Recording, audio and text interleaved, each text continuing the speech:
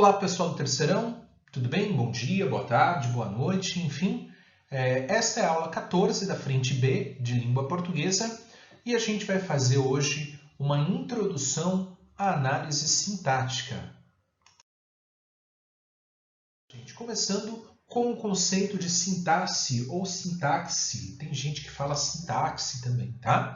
A sintaxe é a área dos estudos gramaticais que se ocupa das relações dos termos de uma oração, do papel que exercem e nas relações que se estabelecem entre as orações no interior do período.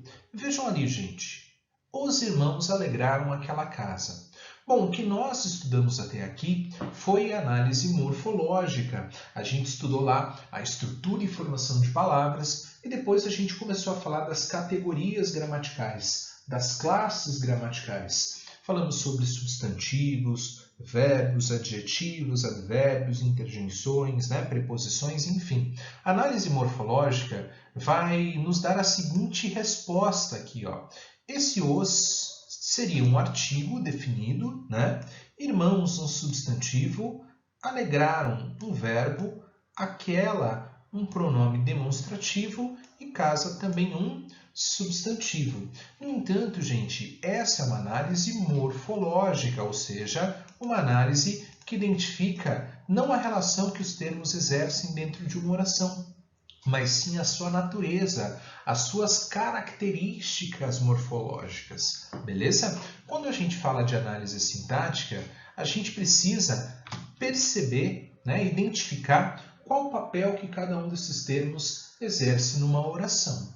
Então vejam lá, gente. Nós começamos qualquer exercício de análise sintática sempre da mesma forma. A gente começa identificando esse cara aqui, ó, que é o verbo. E por uma razão muito simples, não há oração sem verbo, beleza? Então a gente sempre começa fazendo a identificação do verbo e a partir do verbo a gente vai identificar aí os outros elementos da oração.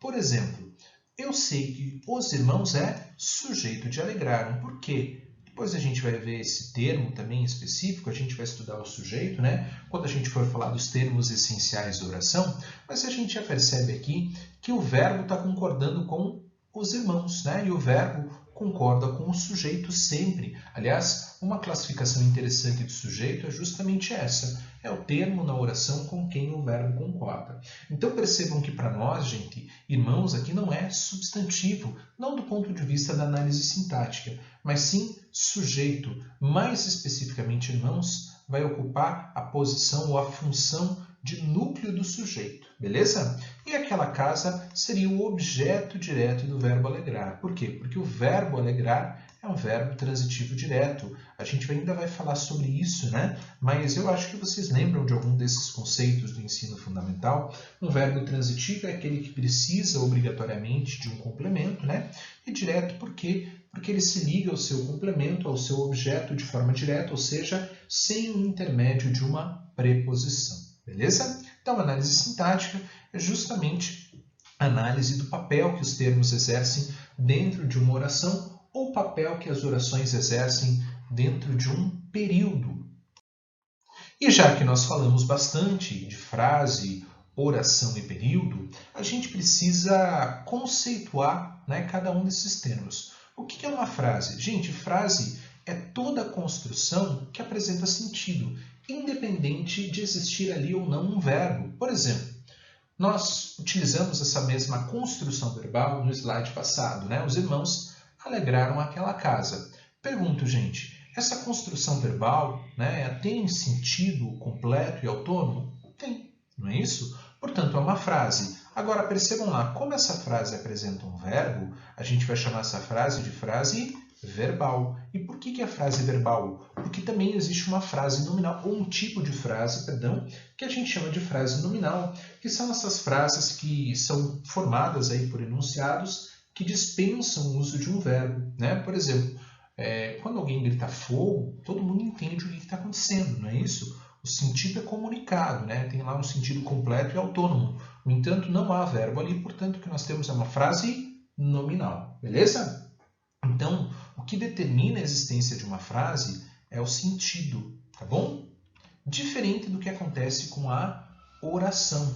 A oração ela não precisa obrigatoriamente ter um sentido completo e autônomo, mas a oração sempre se articula em torno de um verbo. A gente falou sobre isso no slide anterior, né? Para ter oração é preciso que haja verbo. Então vejam aqui, gente, os irmãos alegraram aquela casa é um exemplo de oração. Por quê? Porque eu tenho esse cara aqui que é um verbo, não é isso? Beleza? Ó, e aqui um outro exemplo. Quem precisa de elogios constantes tem necessidade de compaixão alheia. Aqui, gente, eu tenho dois verbos, né? Eu tenho duas orações, não é isso? Beleza? A primeira oração está aqui, ó. Quem precisa de elogios constantes? Perceba que esse enunciado verbal ele não tem sentido completo e autônomo. Quem precisa de elogios constantes? No entanto, ele se articula em torno de um verbo e, portanto, é o que a gente chama de oração.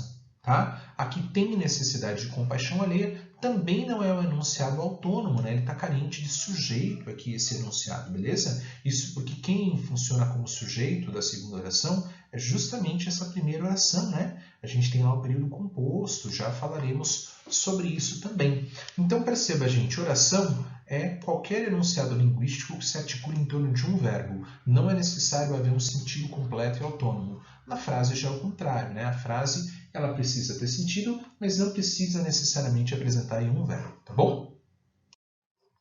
E o que seria período? Importante para a gente também esse conceito. Veja lá, toda construção verbal que apresenta uma ou mais orações inicia-se em maiúscula e encerra-se com um ponto.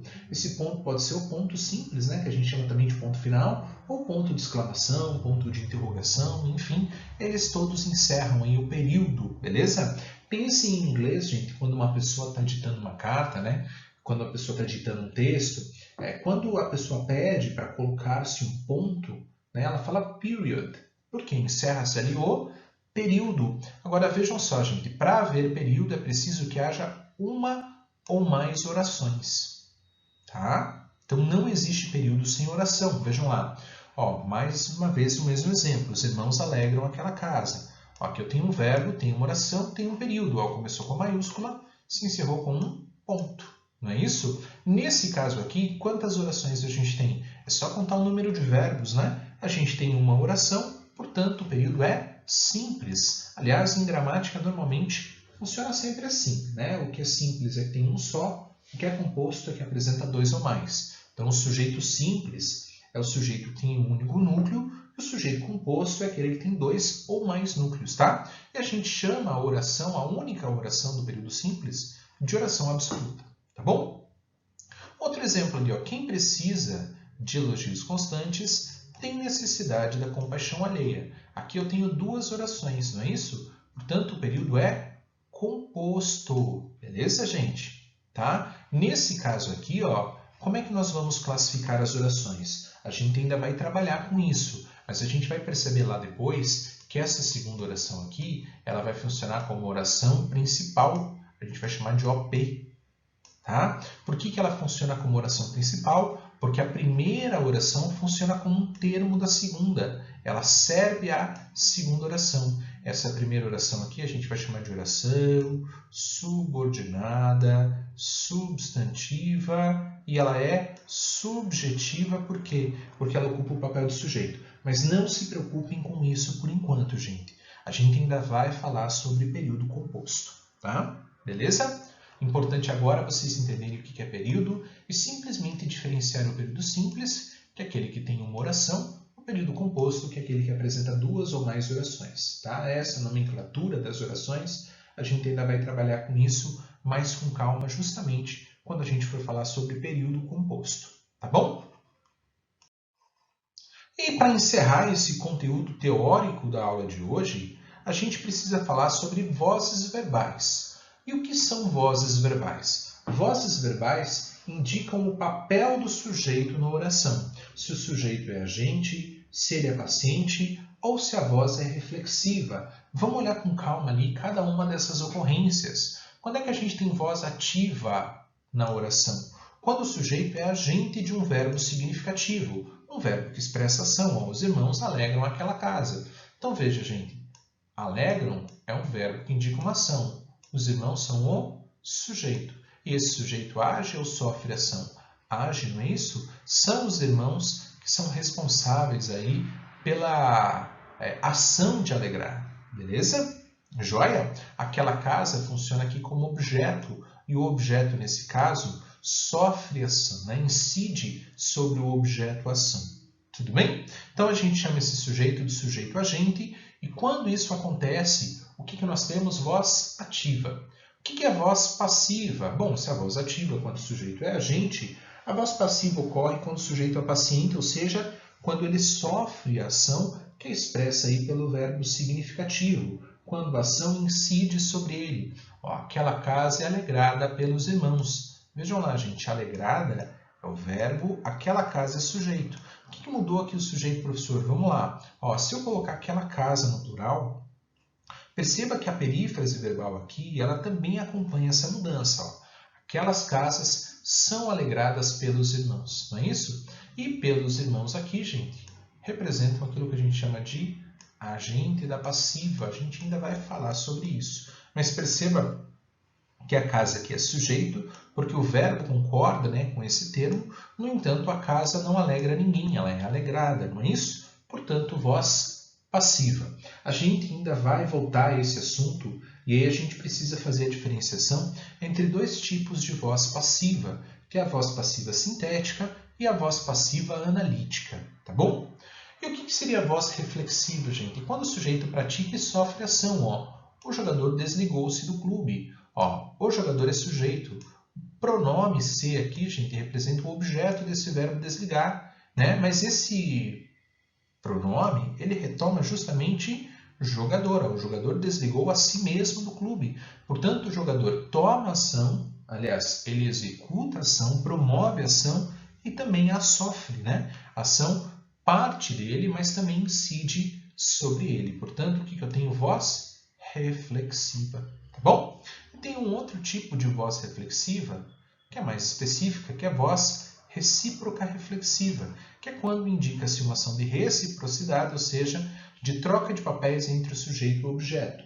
O exemplo que é mais claro, tá? Dois homens esbofetearam-se próximos ao caixa do mercado. Dois homens esbofetearam-se. Um esbofeteou ao outro, né? Portanto, eles são ao mesmo tempo sujeitos, né? Agentes, perdão, e pacientes da ação. Tudo bem? Beleza? Não é que eles esbofetearam a si mesmos, cada um deles, né? Mas um esbofeteou aí ao outro, tá? Então, é uma espécie de relação de dupla troca, tá bom? Na próxima aula, a gente continua falando de análise sintática, o conteúdo aí que vai se estender por algumas das nossas aulas da frente B. A gente começa falando aí sobre os termos essenciais da oração, tá bom? Qualquer dúvida, mandem lá para a gente via plataforma. Uma boa semana para vocês, bons estudos, tchau, tchau!